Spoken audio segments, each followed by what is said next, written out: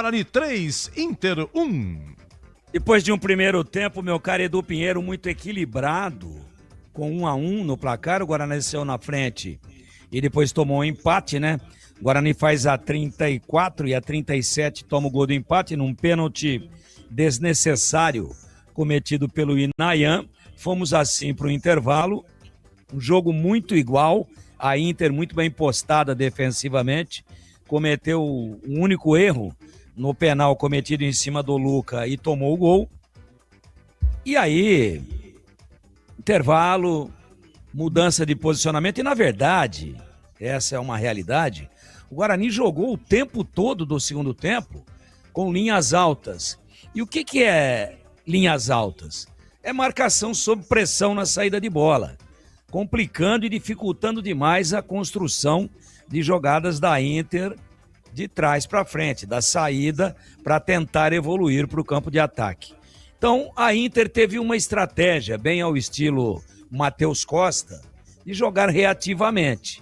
Esperou, tentou jogar no erro da defesa do Guarani, a defesa não errou e a Inter jogou apenas na ligação direta, tentando armar um contra-ataque que, a bem da verdade, aconteceu em uma única oportunidade no segundo tempo, quando o Getúlio dá um drible desconcertante no Maurício Antônio e dá uma paulada e o Kaique França pega. Bela defesa, único lance da Inter no segundo tempo. Em compensação, o Guarani pressionou o tempo todo e as intenções de subir a marcação e desconstruir a saída de bola da Inter foram materializadas, foram concretizadas. O planejamento de vestiário no intervalo acabou dando certo.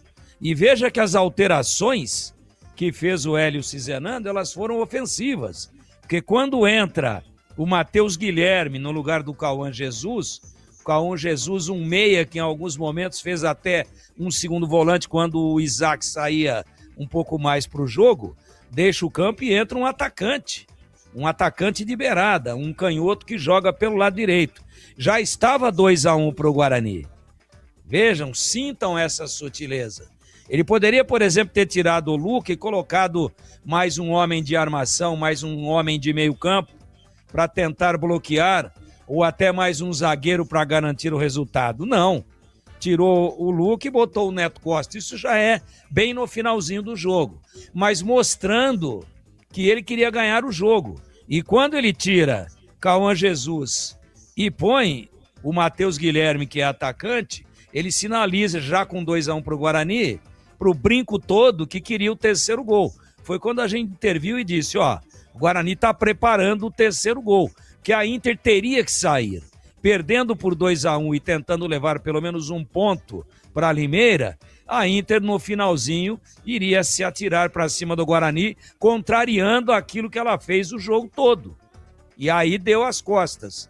E quando deu as costas, num cruzamento, o Rafael tirou bem de cabeça e a bola caiu antes da intermediária do Guarani defensiva com o João Paulo. E eu quero chamar a atenção para isso. O gol sai aos 44 do segundo tempo. O que é que isso significa? Finalzinho de partida. E o João Paulo deu um pique em 3/4 do campo, carregando a bola até próximo da entrada, bem para frente da linha intermediária da Inter e próximo da entrada de grande área. E enfia o Cachoeira para fazer o gol.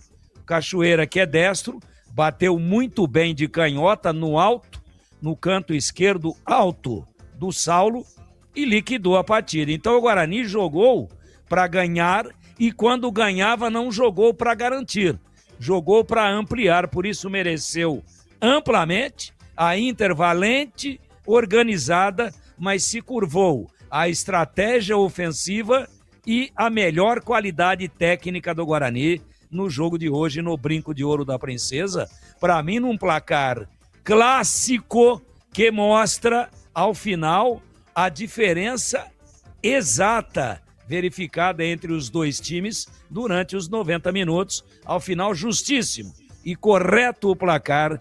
Guarani 3, Inter 1, Edu Pinheiro. E parabéns ao casal, meu querido Ayrton Dias e a dona Sueli, 40 anos de casado. Que maravilha. Que Deus abençoe. Obrigado pelas suas palavras de carinho. O Ayrton, ele mora perto da Piracã, rapaz. A gente tá pra combinar um café. Ayrton, o que tá acontecendo na Piracã aí? A obra do Pissarrão, cara?